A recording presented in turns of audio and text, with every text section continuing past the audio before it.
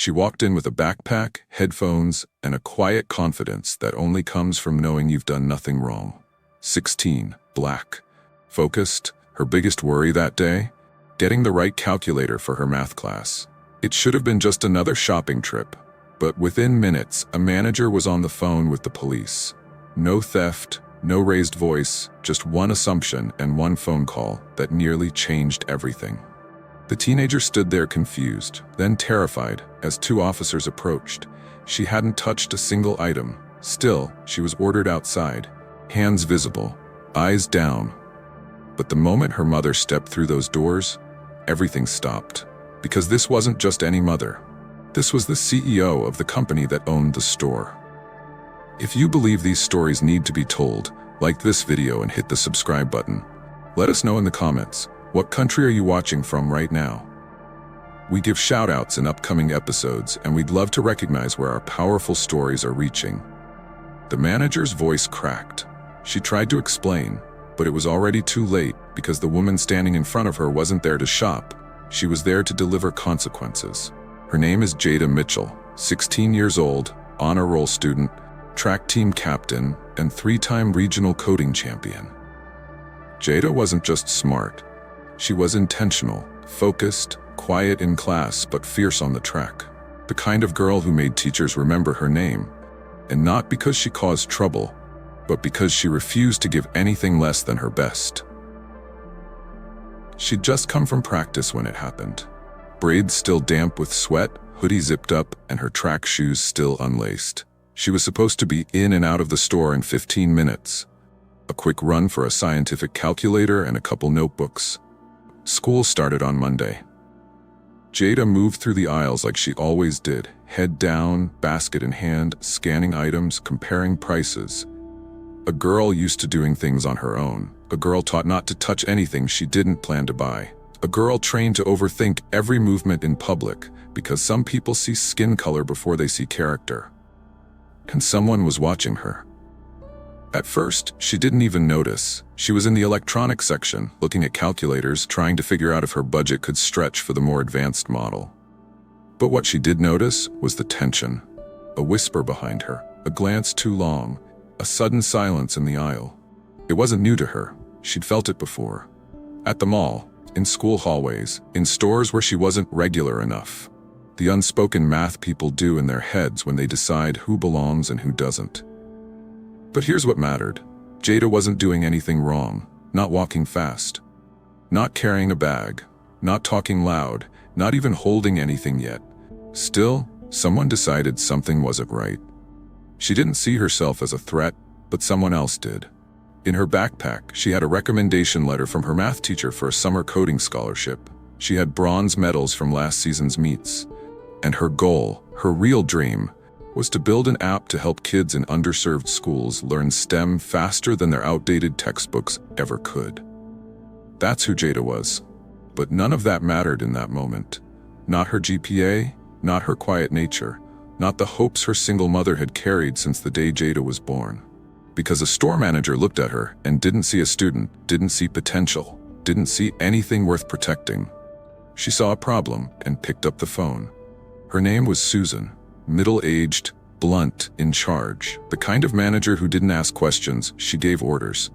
Susan had worked in retail for over 20 years. She'd seen it all, or at least she thought she had. The shoplifters, the loiterers, the ones who were up to something. She prided herself on spotting a problem before it started. But here's the truth no one said out loud. Her version of a problem rarely looked like her. On that afternoon, Susan stood behind the customer service desk. Clipboard in one hand, coffee in the other. She wasn't looking for trouble, but the moment she spotted Jada, something shifted. A teenage girl, alone, not buying anything, hanging around the electronics section. In Susan's mind, that was all it took. She leaned over to one of her employees and said it quietly, like it was just a precaution. Keep an eye on that one. That one. Not her. Not the student. Just that one. And the worst part?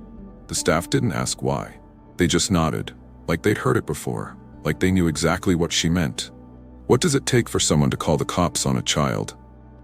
Not theft, not violence, not evidence. Sometimes it just takes a feeling. A hunch, a story someone tells themselves in their head, fueled by bias and dressed up as concern. Susan didn't stop to think about who Jada was. She didn't ask a question, didn't offer help, didn't speak to her directly. She just watched, assumed, and waited. She watched how Jada moved, how long she stood in one spot, what aisle she was in, what she looked like, who she didn't look like. And in her silence, she made a choice. Susan called over another employee, whispered again. This time, the tone was more serious. "I don't like the way this one's acting. I'm calling it in just to be safe." Safe. Or who? Because the store wasn't in danger. No alarms were going off. No items had been taken. No rules broken. And still, Susan reached for the phone. Not out of fear, not out of evidence, but out of something else, something deeper, something she'd probably never say aloud. In that moment, a decision was made, not based on action but assumption, not on threat but skin. The moment came quietly, no yelling, no alarms, just footsteps, heavy ones, quick, direct. Susan walked up to Jada in the middle of the aisle, hands on her hips, eyes sharp, already decided.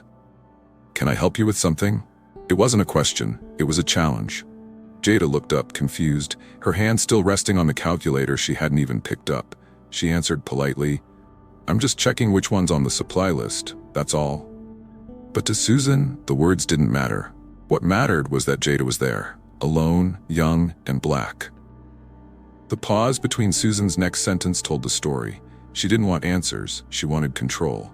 "You've been standing here a while. We've had issues in this section before." Jada blinked, still calm, still respectful. "I didn't touch anything.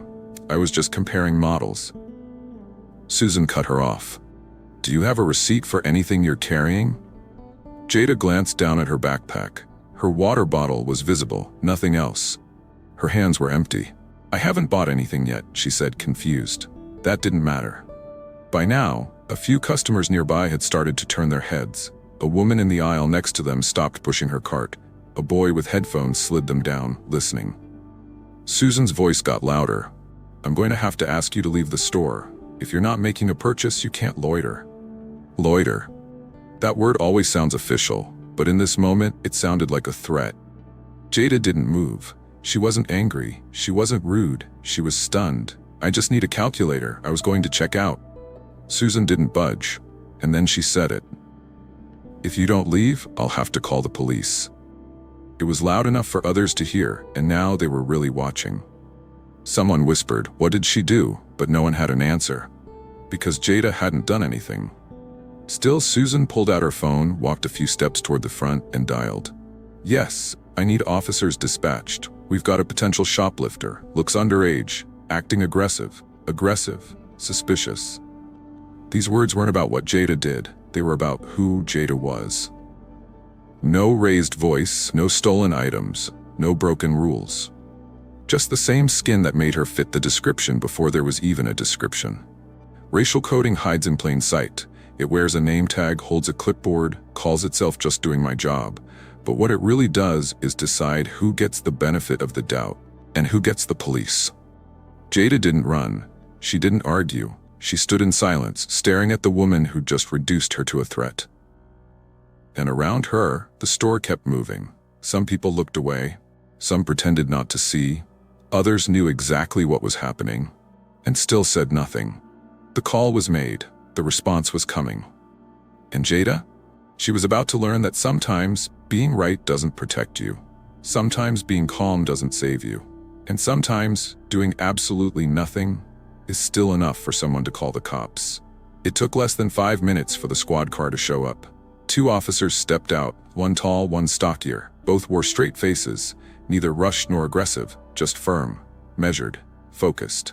But Jada knew better than to be relieved. Calm uniforms didn't mean safety. Clean boots didn't mean fairness. They walked through the entrance, eyes scanning. The manager pointed. "That's her, over there." No names, no facts, no questions, just a finger in the air and a direction. Jada froze. Her heartbeat kicked faster, but her face stayed still. Her posture didn't change. She'd been taught this from the time she was small. Hands visible, voice low, don't talk back, don't run, don't guess what they want, wait until they ask. She didn't move as the officers approached. The taller one spoke first. "Ma'am, do you have identification?" She tried to speak, but her throat felt dry. Finally, softly, she answered, "I'm 16. I don't carry ID." That mattered less than it should have. The question continued. "Are you here with anyone? Did you purchase anything?" Again, she answered, quietly, clearly. "No, I haven't bought anything. I was trying to decide on a calculator." The shorter officer nodded, but neither lowered their tone. They weren't shouting, but they weren't easing up either. She knew how this could go. Every black teen does. It wasn't about whether you were innocent. It was whether anyone around you believed it. It was whether your voice sounded calm enough, whether your body looked small enough. Jada turned slightly toward the shelf she'd been near. "That's the one I was looking at," she said. "I was just about to." The taller officer held up a hand. "We're going to need to ask you to step outside, miss." The phrase was polite, but the message was clear. Now. She looked around. There were at least 6 other shoppers in her line of sight. 2 clerks stood behind the counter. One customer held a phone halfway out of her jacket, recording or pretending to. No one said anything. They walked her to the front, basket left behind, eyes everywhere, whispers just loud enough to sting. What did she do? She's so young. That's the girl, right? Susan trailed behind but didn't speak, her arms folded, satisfied. As they reached the exit, the taller officer glanced at his partner, then looked at Jada. "We just need to ask a few questions outside. You're not under arrest." But it didn't feel like that. Not to her, not to anyone watching.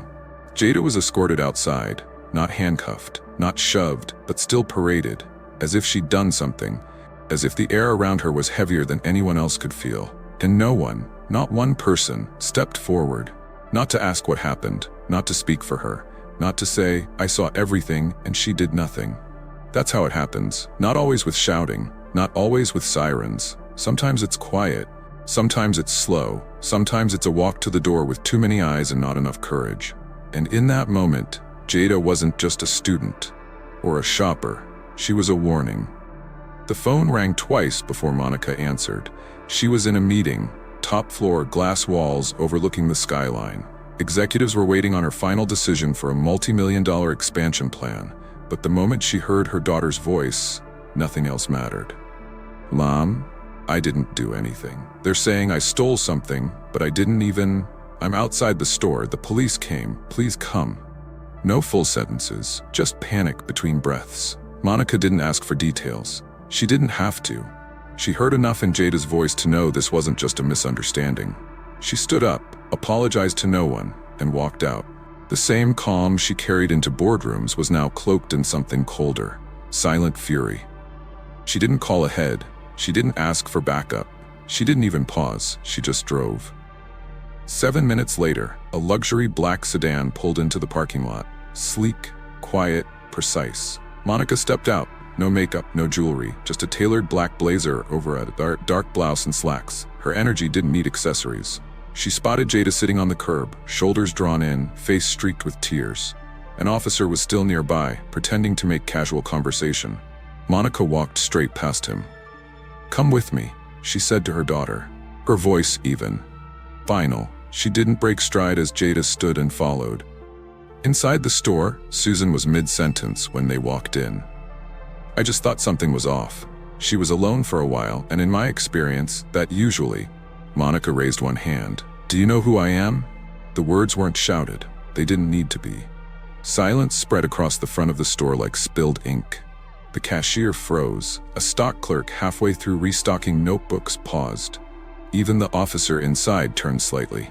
Susan blinked, paused, then smiled awkwardly. "I'm sorry, I'm not sure." Monica didn't blink. "My name is Monica Ellis. I'm the Chief Executive Officer of Ellis Retail Group, the company that owns this store, and the building it's in." The color drained from Susan's face. She wasn't just a mother. She was the one who signed the contracts, reviewed the leases, negotiated the supplier rates. She had never set foot in this location before, but it belonged to her, all of it. Susan tried to recover. "Ma'am, I was only doing my job. There was suspicious behavior and protocol." "Protocol?" Monica cut her off. "Your protocol is to publicly shame a teenager with no evidence and call law enforcement before asking a single question?" Susan's voice cracked. "I didn't mean I wasn't trying to." Monica turned slightly toward the cashier. Who's the assistant manager on duty today? Nathan, in the back office. Tell him to bring HR on the line, now. She turned back to Susan. While we're waiting, let's walk through what actually happened.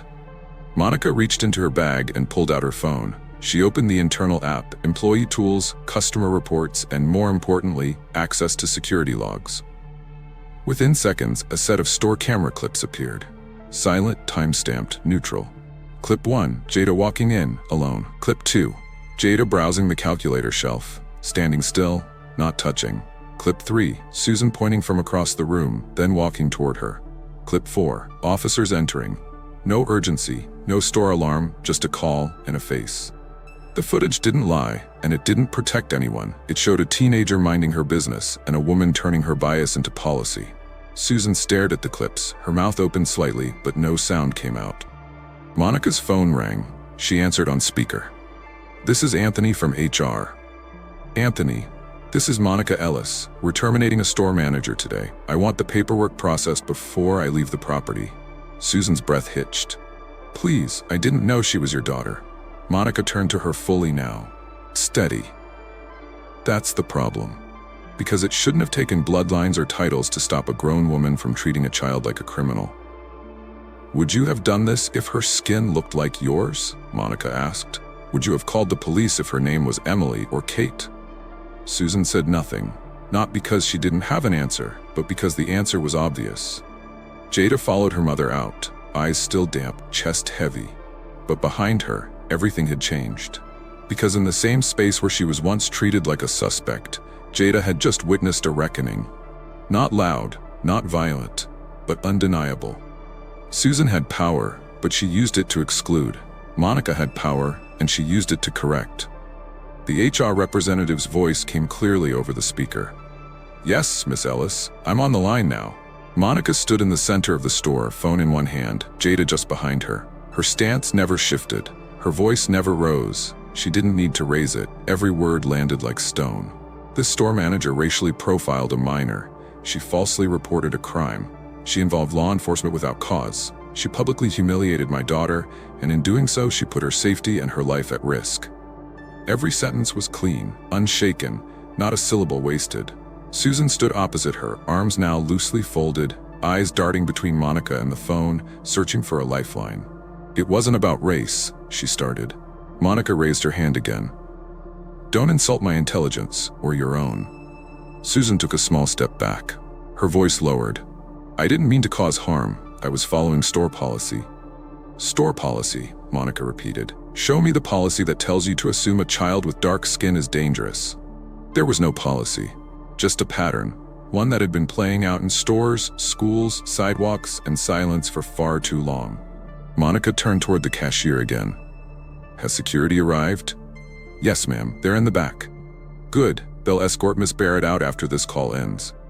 Susan opened her mouth again, but Monica didn't give her space to reclaim the narrative. You're terminated, effective immediately. Your actions today violated company ethics, federal civil rights protections, and the basic dignity this company claims to uphold. Her tone never cracked. Susan's face drained of color, just like she drained the dignity from a girl minding her own business. There were no tears, no screams, just a sinking look, the kind that comes when consequences arrive faster than excuses. I've worked here 13 years, Susan whispered. Monica looked at her, steady. Then you should have known better 13 years ago. The HR rep continued. Paperwork will be processed within the hour. Her access to the store's system and scheduling platform will be revoked immediately. Final check will be mailed. Susan stood still as her employment disappeared, word by word. Her voice was gone, her authority dissolved. A uniformed security guard stepped forward. He didn't say a word, just waited. Monica turned to her daughter. Her voice softened, not in weakness, but in reassurance. Let's go, Jada. Jada nodded, but didn't speak.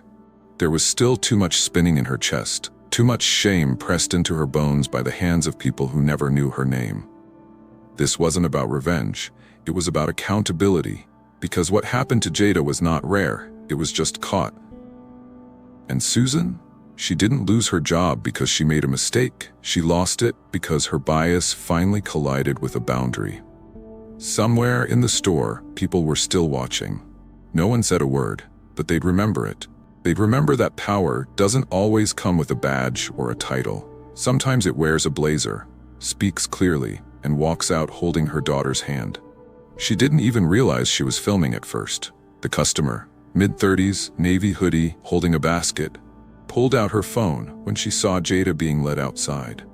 Something about it felt wrong, too quiet, too casual. She caught the look on Susan's face, the panic. She caught the moment Monica stepped inside and spoke with the weight of someone used to being heard. It was only a 56-second clip, shaky at times but clear enough to show exactly what it needed to. A young girl standing beside her mother, a store manager turning pale, and a line that echoed beyond the store's walls. "Do you know who I am?" By nightfall, that video was on TikTok, Twitter, Instagram, and WhatsApp threads around the country. The caption read, "White manager calls cops on black teen. Didn't know her mom owns the store." Hashtags followed. Shopping while black, racial profiling, CEO justice, protect black girls. It wasn't the first time something like this happened, but this time, the ending was different. Comments poured in by the thousands. "She got what she deserved. This is why we film everything. That girl kept her composure better than I ever could." Imagine if her mom hadn't had power. Monica stayed silent for 48 hours, no press release, no interviews, just quiet. Then she posted a single statement. No hashtags, no emojis, just words. No child should have to prove their innocence just to shop. No mother should have to use her title to make her child visible. And no company I lead will protect the people who endanger our community. Monica Ellis. The post was shared over 1 million times. Business leaders took notice, so did the media. By the next morning, news outlets were covering it coast to coast. This wasn't justice, but it was accountability. Susan's name trended briefly, so did the store location. Some called for a boycott, others demanded training programs and structural change. But beneath the headlines, a deeper conversation reemerged. How many kids have stories like Jada's, but no audience? How many walk out of stores feeling like suspects instead of students? And how many managers still reach for their phones, not to help, but to accuse? The answers weren't new, but this story made people listen a little harder. This story went viral, but how many don't? How many black teenagers walk into a store and leave with suspicion clinging to them like smoke? Unrecorded, unshared, unnoticed? Jada's story caught fire because her mother held a title powerful enough to flip the script. But for every Monica, there are thousands of parents without platforms, and thousands of kids with no one watching. Let's speak plainly. Black youth are nearly 6 times more likely to be stopped and questioned in retail stores than their white peers. And that's not opinion. That's from a national consumer discrimination study published last year. But here's where it goes silent. Less than 15% of these incidents are ever formally reported, not because they didn't happen, but because people know what happens after they speak up. And so it continues, quiet, routine, dismissed. A hoodie becomes a red flag, a backpack becomes a weapon, and brown skin becomes enough to call security, without cause, without apology. The truth is, Jada's story isn't rare. What made it powerful was that someone with authority chose to answer. But the deeper question remains: who answers when no one's filming? Who protects the kids who don't have CEOs for mothers? And who changes the system so they never need one in the first place? Some people fold under pressure, others rise. In the weeks that followed the incident, Monica didn't just return to business as usual. She used her platform for more than press statements. She launched a mentorship initiative through the Ellis Foundation, a program focused on preparing black teen girls for careers in business, tech, and leadership. It started with 10 girls, then 20, then partnerships with schools, not just in big cities, but in towns like the one where it happened. Monica didn't want another Jada walking into a store and walking out ashamed of her skin. And Jada, she didn't stay silent either. A few months later, she took the stage at a TEDx youth event, nervous, steady, determined. She didn't read from a script, she told the truth. "I stood there knowing I didn't do anything wrong," she said, "but I still felt like the criminal, like I had to prove I was allowed to be there." And then she said something that stuck. You don't forget what it feels like to be called a threat for just existing. But I've decided I won't let that fear sit in me. I'm turning it into something useful. The room went quiet, and then it stood. She turned trauma into purpose, fear into fuel. And that's the part of the story that didn't make the trending tab. Not the outrage, not the firing, but the rebuilding. The legacy being born in the shadow of someone else's bias. Because Jada didn't just survive that day, she reclaimed it. Jada didn't raise her voice, but her story did. It echoed through boardrooms, into classrooms, across timelines, and around dinner tables. Not because it was unique, but because it was real. And finally, it was heard. She walked into that store as a customer. She walked out carrying a weight she never asked for. And still, she rose, not by shouting, not by retaliating, but by refusing to let someone else decide her worth. Now, I want to ask you something. Would you have stood up for her? Would you have spoken up in that store, on that day, when everyone else stayed quiet? And maybe more importantly, have you seen this happen before? To a student, a neighbor, a child in your care. Did you say something? Did you do something? Justice is what love looks like in public, Cornell West. Stories like this aren't just about outrage, they're about responsibility. If this story moved you, if it made you think twice about what silence allows, then I invite you to be part of this space. Subscribe to Echoes of Hope Stories HQ. We don't chase trends, we tell truths. And share your story in the comments. Where are you watching from? Have you or someone you know ever experienced something like this? We're reading every word. Because sometimes the smallest misunderstandings carry the biggest consequences.